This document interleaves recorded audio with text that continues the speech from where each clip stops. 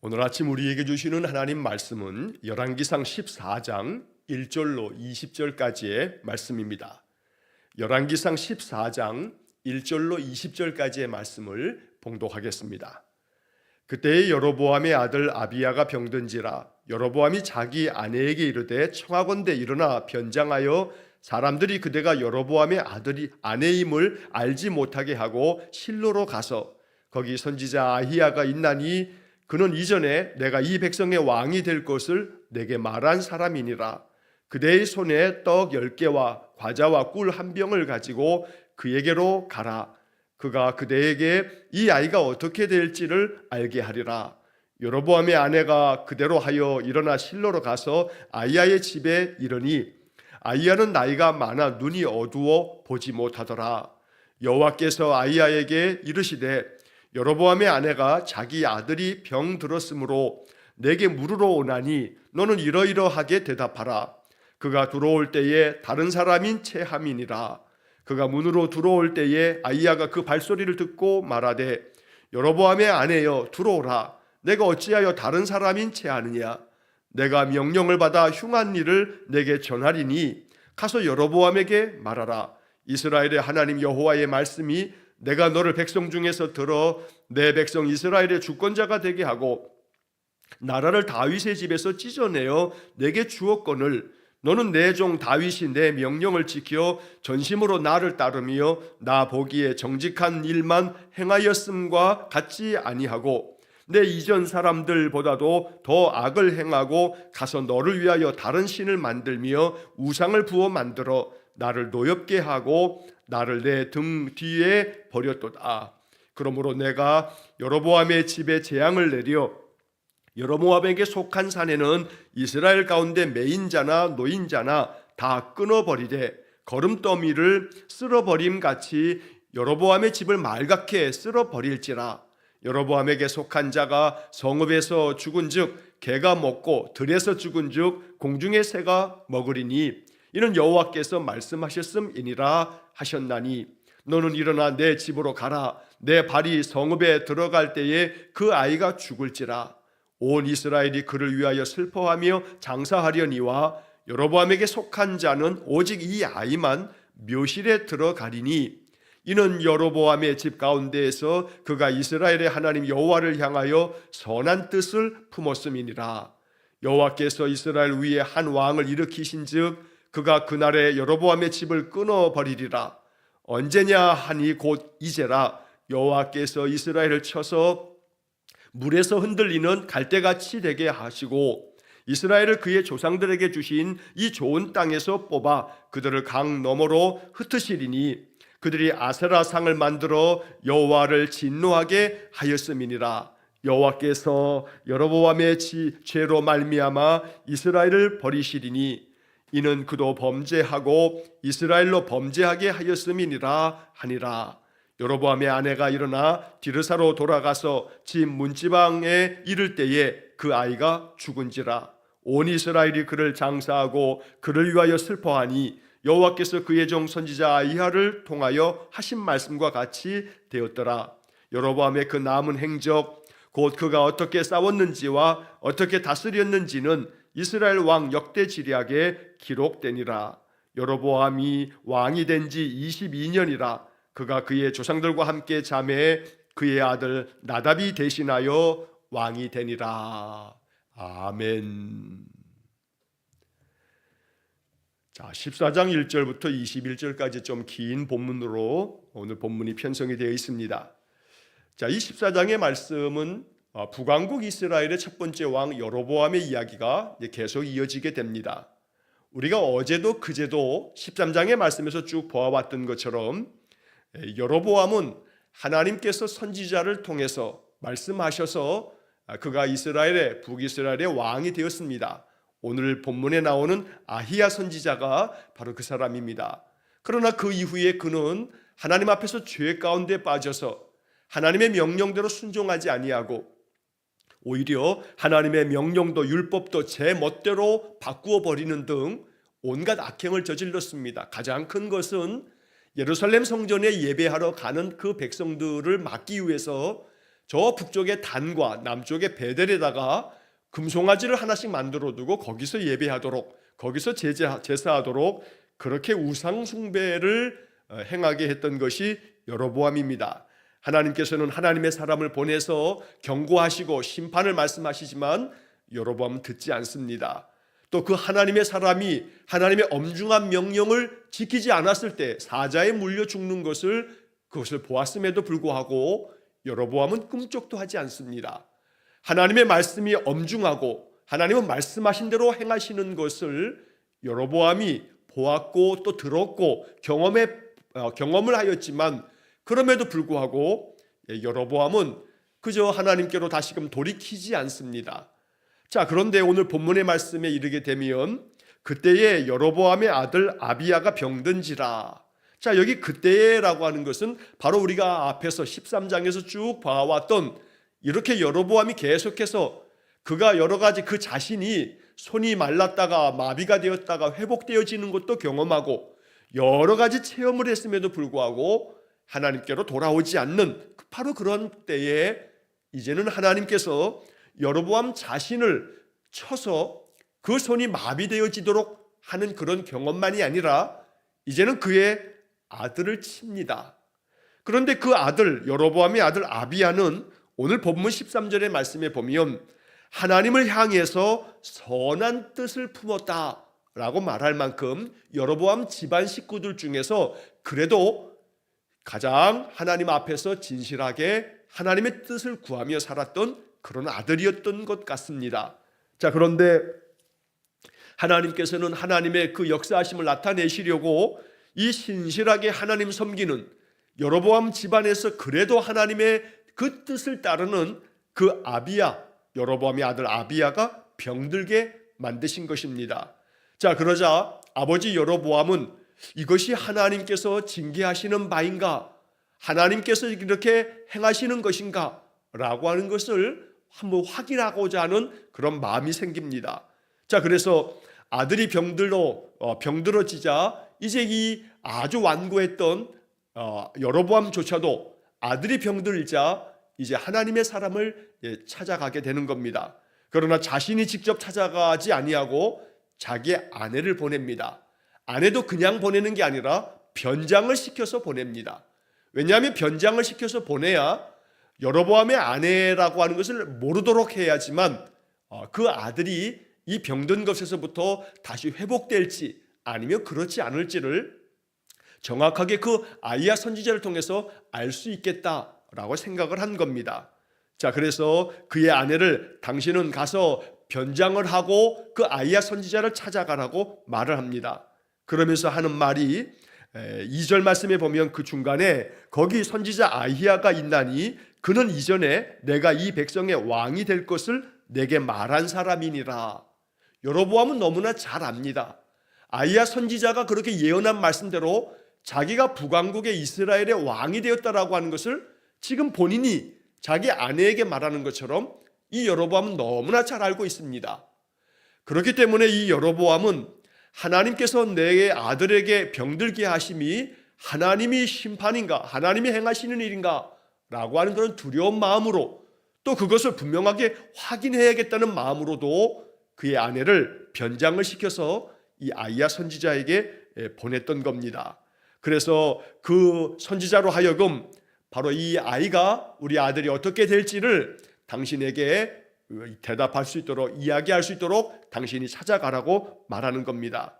자, 그래서 4절의 말씀에 보면 여로보암의 아내가 그대로 합니다. 남편의 말대로 변장을 해서 자기가 여로보암의 아내인 것을 도무지 알 수 없도록 그렇게 모습을 다 변장을 해서 이제 아히야 선지자를 찾아갑니다. 자, 그런데 4절 마지막 부분에 보면 그때의 아히야의 모습이 어떠했는지를 기록하고 있는 짧은 구절이 나옵니다. 자, 아히야는 나이가 많아 눈이 어두워 보지 못하더라. 요즘 말로 하게 되면 아마 이 아히야가 이제 연세가 많아지면서 시력이 많이 나빠졌던 모양입니다. 그런데 아예 눈이 어두워 보지 못했다라고 하는 것을 보게 되면 이제 시력의 장애를 갖게 된 것 같습니다. 나이가 많아지게 되면 시력에 여러 가지 많은 문제들이 생깁니다. 흔히 하는 말로 황반변성이라고 하는 그런 병이 걸리면 점점 더 망막이 좁아지면서 아예 시력을 잃게 됩니다. 자, 그래서 이 아이야 선지자도 나이가 많아지면서 자연스럽게 그 몸이 이렇게 이제 노화의 현상을 겪으면서 눈이 어두워서 보지 못하게 된 겁니다.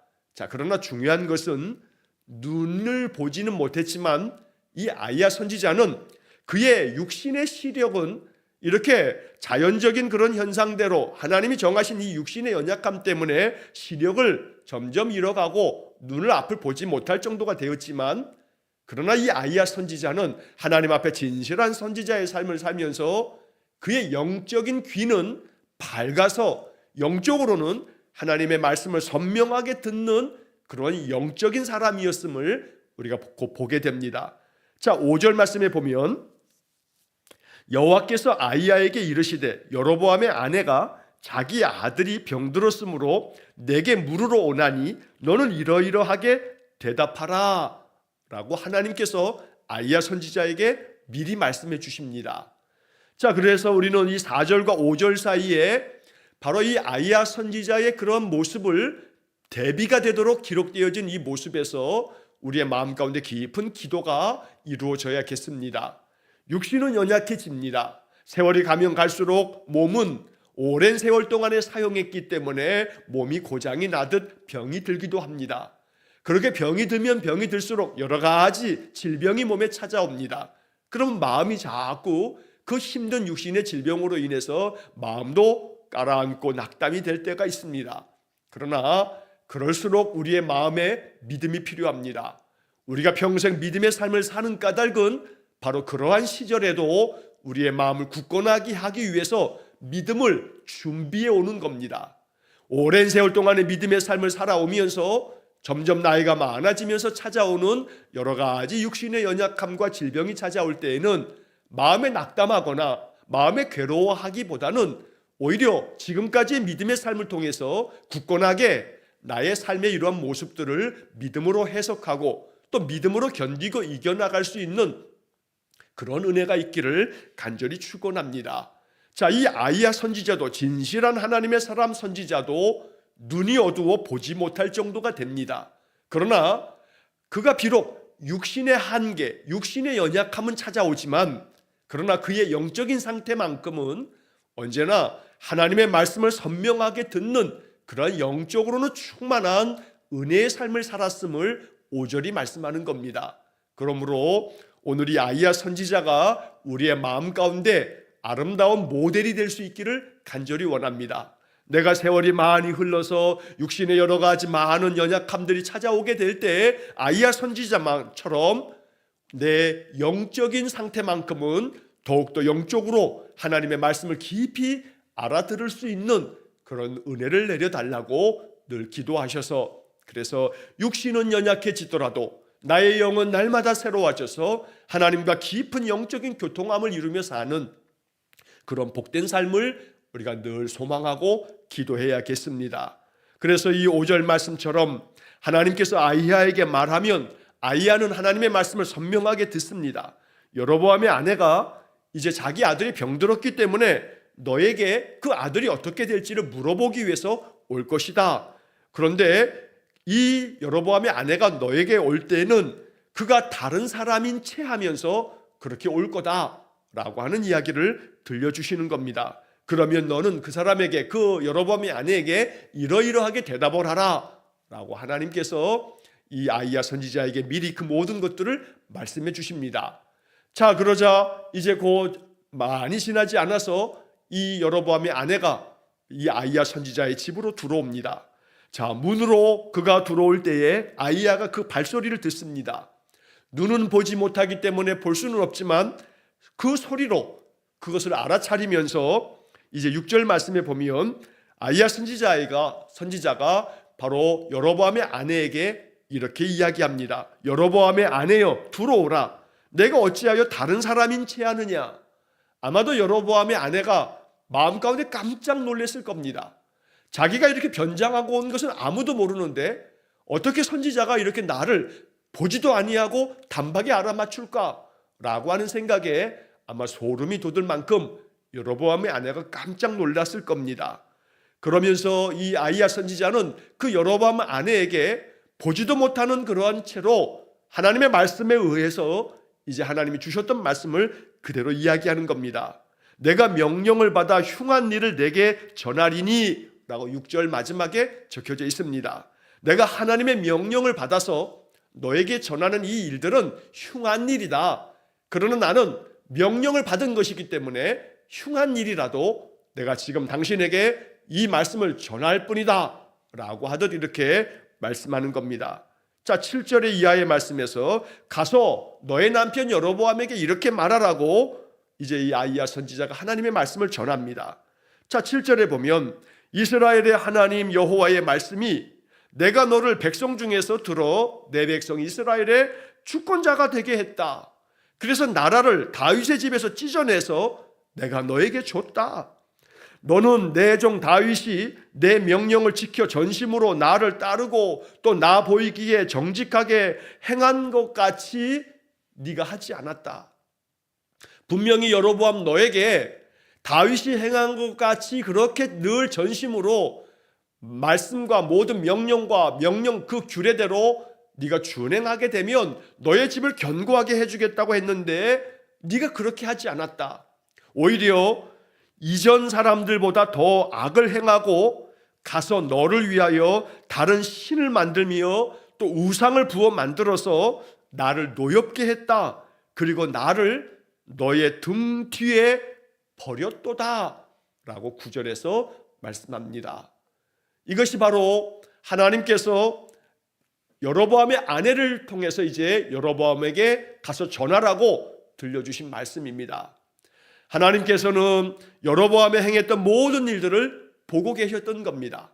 하나님이 우리 눈에 보이지 않는다 해서 하나님께서 우리가 행하는 것을 못 보는 게 아닙니다. 하나님 우리 인생들의 모든 일들을 다 바라보고 계시고 다 알고 계십니다.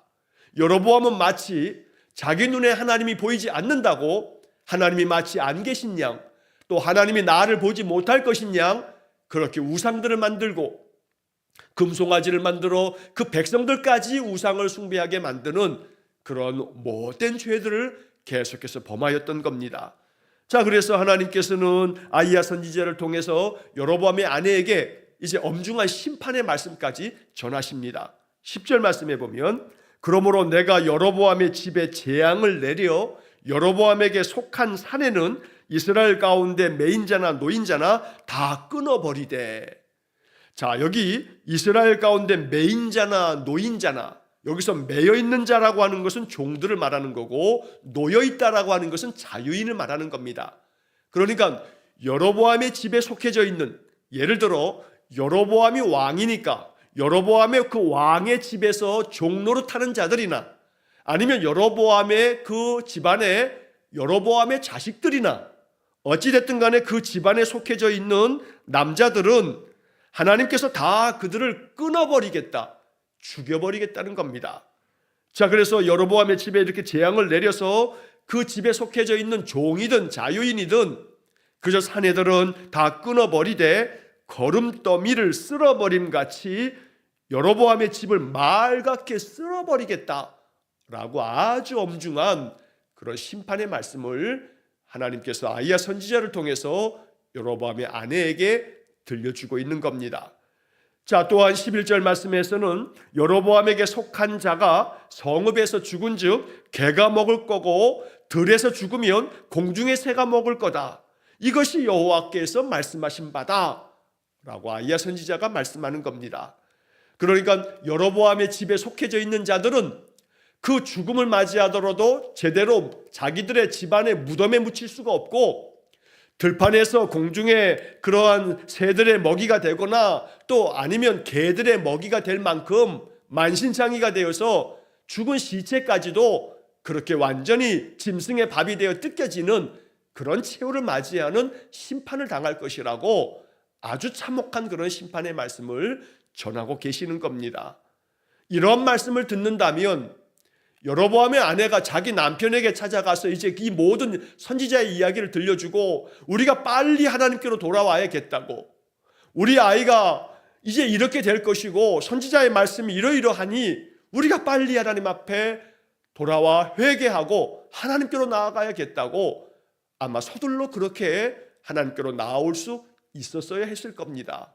그러나 여로보암은 하나님의 이러한 엄중한 말씀을 들어도 그 마음이 완전히 닫혀 있어서 하나님의 이 선지자의 말씀까지도, 이러한 경고의 말씀은, 선지자의 모든 심판의 말씀은 이 돌이킬 수 없는 심판이 아니라 다시금 돌아오라고 하는 하나님께서 또 한 번 주신 기회의 말씀들인데, 이런 기회까지 다 무시해버리고 하나님께서 말씀하신 것처럼 네가 나를 너의 등 뒤에 완전히 버려버렸다 라고 이렇게 말씀하시는 그대로 여로보암은 그 완악한 마음, 그 고집스러운 마음, 하나님께로 돌아오려고 하는 마음 자체를 완전히 닫아버리는 그러한 죄를 행하고 있는 것입니다. 자, 12절 말씀에 보면 너는 일어나 내 집으로 가라. 내 발이 성읍에 들어갈 때에 그 아이가 죽을지라. 네가 이제 집에 돌아가게 되면 너의 성에 네 집에 들어갈 때에 네 발이 그 성읍에 들어가게 되면 너의 아들, 그 병든 아들이 그때 죽을 거다 라고 아이야 선지자는 그 아들이 병들어 있지만 언제 죽을 것인가에 대한 것도 예언하여 말씀합니다. 우리가 뒤에서 지금 보았던 것처럼 여로보암의 아내가 이 아이야 선지자의 이야기를 듣고 다시금 되돌아갈 때 자기의 집으로 들어가 그 성읍에 들어갈 때에 아이가 죽게 됩니다. 아이야 선지자의 이 예언의 모든 말씀이 그대로 다 이루어지는 겁니다. 얼마나 두려운 일입니까? 얼마나 살아계신 하나님을 나타내는 그러한 이야기입니까? 그러면 좀 전에 말씀드린 것처럼 이 정도를 경험했으면 돌아서야 되는데 돌아서지 않습니다. 하나님께로 나와야 되는데 나오지 않습니다.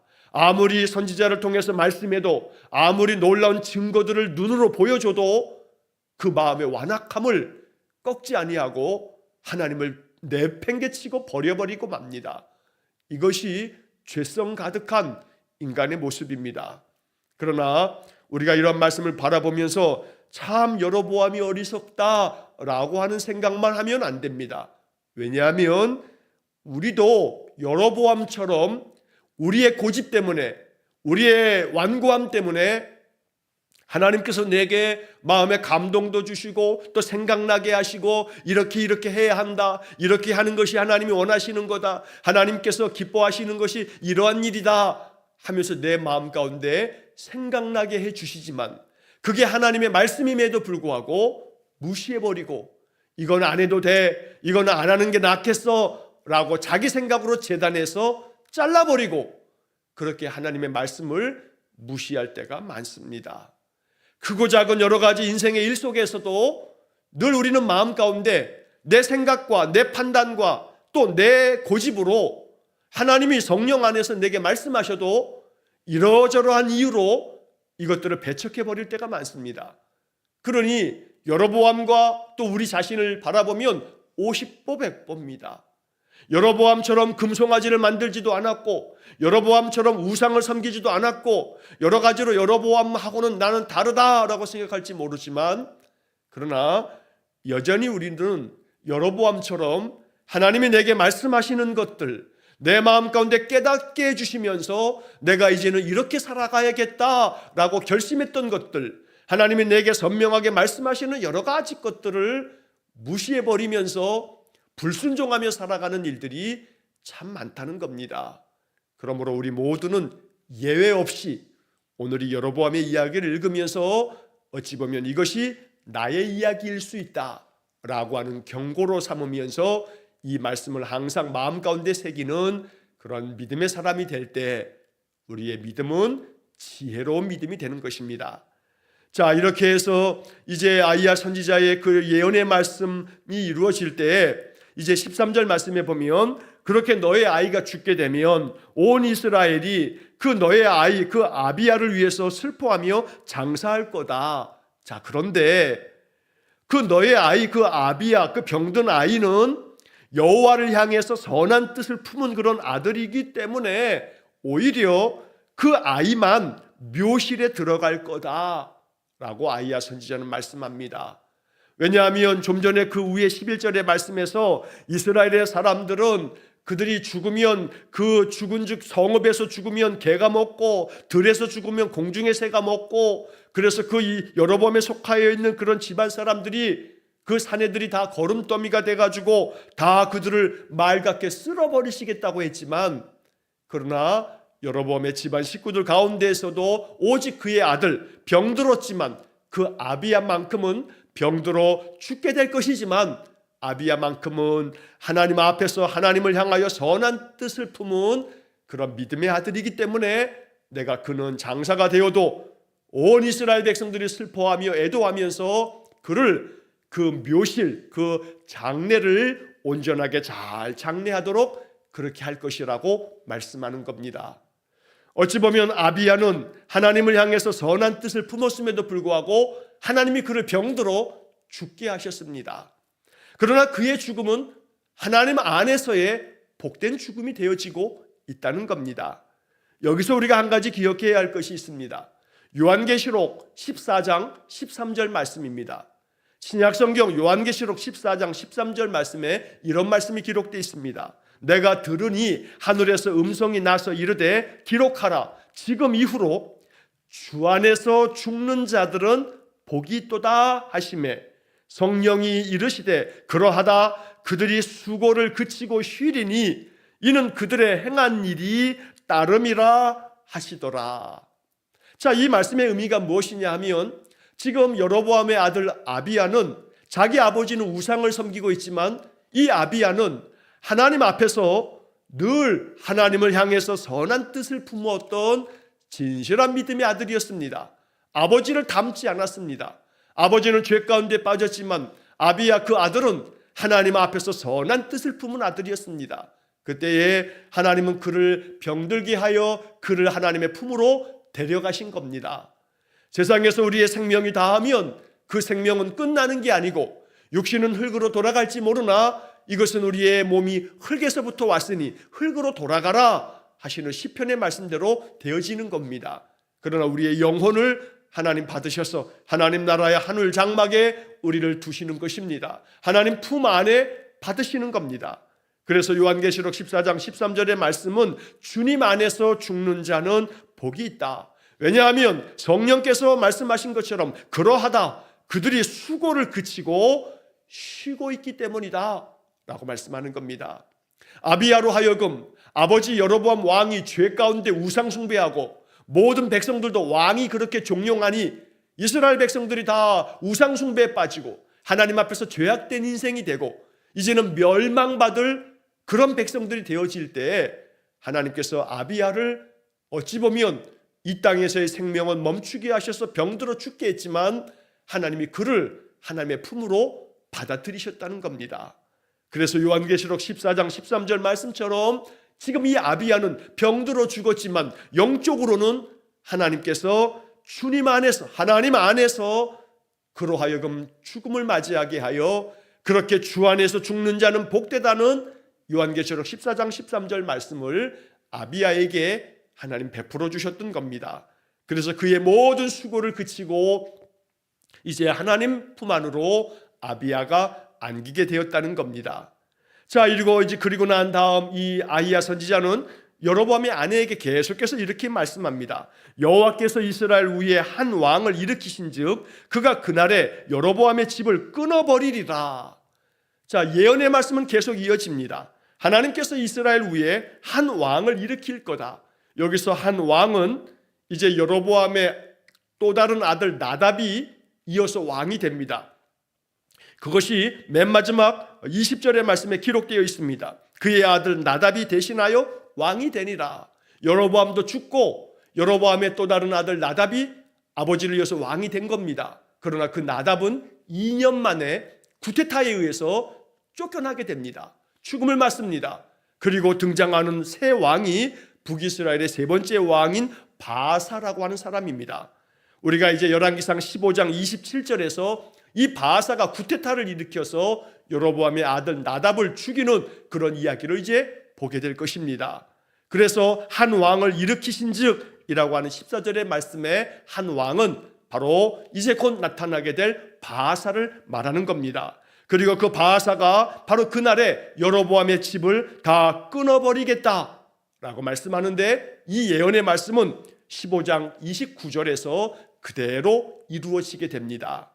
자, 그러면서 이제 15절 말씀에 보면 여호와께서 이스라엘을 쳐서 물에서 흔들리는 갈대같이 되게 하시고 이스라엘을 그의 조상들에게 주신 이 좋은 땅에서 뽑아 그들을 강 너머로 흩으시리니, 하나님께서요 이 북이스라엘을 흔들리는, 물에서 흔들리는 갈대처럼 이리 흔들리고 저리 흔들리고, 그리고는 그것들을 다 뽑아서 저 이 좋은 땅에서 그들을 다 뽑아내서 강 너머로 다 흩어버리겠다. 이것은 나중에 북이스라엘이 아수르에 의해서 다 멸망당하면서 그들이 다 포로로 잡혀갈 것을 예언하고 있는 말씀입니다. 이렇게 해서 14절 말씀에 보면, 16절 말씀을 보면 여호와께서 여로보암의 죄로 말미암아 이스라엘을 버리시리니 이는 그도 범죄하고 이스라엘로 범죄하게 하였음이니라. 여로보암이 자기도 범죄하고 이스라엘 백성도 범죄하게 만들었기 때문에 여로보암의 죄로 말미암아 이 북이스라엘을 하나님이 버리시겠다고 이렇게 예언하여 말씀합니다. 여로보암의 아내가 이 모든 이야기를 다 듣고 자기 집으로 돌아갑니다. 집 문지방으로 들어설 때 그 아이가 죽습니다. 선지자 아이야가 말한 그대로 다 되어지는 겁니다. 그래서 18절에 여호와께서 그의 종 선지자 아이야를 통하여 하신 말씀과 같이 되었더라. 말씀대로 되어지는 것들을 지금 이렇게 여러 차례 여로보암이 목격하고 있는 겁니다. 그럼에도 불구하고 돌아서지 않습니다. 그럼에도 불구하고 하나님께로 나아오지 않습니다. 이게 여로보암의 완악한 죄인 겁니다. 오늘 이러한 여로보암의 이야기를 오늘 이 본문 20절까지의 말씀을 통해서 우리가 이제 여로보암은 이제 죽음을 맞이하고 그의 아들 나답이 이어서 왕이 되는 이야기로 오늘 본문이 끝나게 됩니다. 여로보암의 이야기가 길게 기록이 되어집니다. 아이야 선지자를 통해서 하나님의 말씀을 받아서 왕이 됐지만 또 자기 아들이 병들었을 때에도 자기 아내에게 스스로 말한 것처럼 내가 왕이 될 것을 전하여 준 선지자 아이야에게 가서 이 아들이 죽을 건지 살 건지를 가서 물어보라고 얘기할 만큼 여로보암은 너무나 잘 알고 있습니다. 머리로 아는 거 아무 소용없습니다. 아무리 머리로 하나님이 나를 왕으로 세우시겠다고 예언하신 그 아이야 선지자가 있다고 다 얘기해도 그 하나님께서 자기 아들이 병들어 이렇게 죽게 되어지는 것도 하나님께서 여로보암의 죄로 말미암아 행하신 징계인 것을 다 이렇게 보여줘도 여로보암은 돌이키지 않는 겁니다.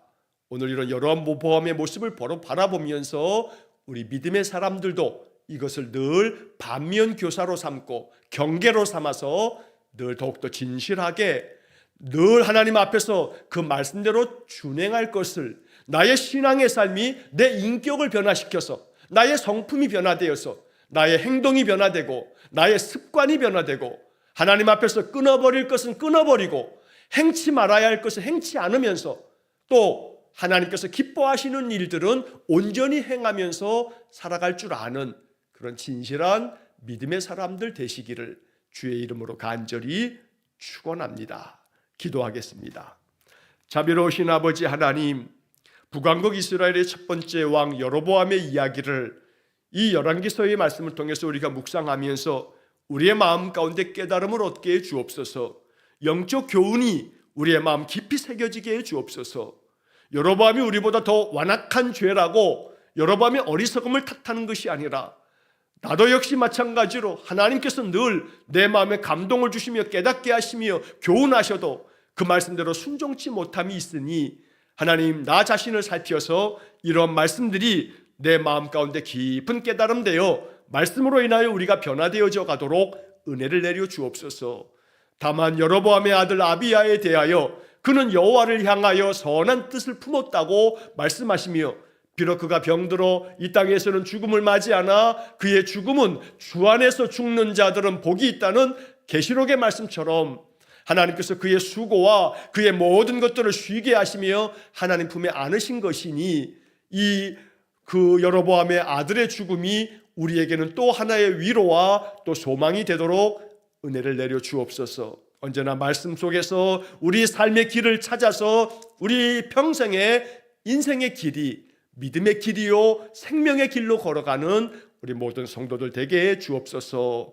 한날의 모든 삶을 주님께 의탁하오며 예수님 이름으로 기도하옵나이다. 아멘. 우리 구주 예수 그리스도의 은혜와 하나님 아버지의 극진하신 사랑과 성령의 교통하심이 늘 여로보암의 아들이 보여주었던 것처럼 여호와를 향하여 선한 뜻을 품고 인생의 모든 길, 믿음의 길, 순종의 길, 생명의 길을 걷기를 간절히 소망하는 머리 숙인 귀한 성도들 위해와 저들 가정과 온 가족들 위해 영원토록 함께 하시길 축원하옵나이다.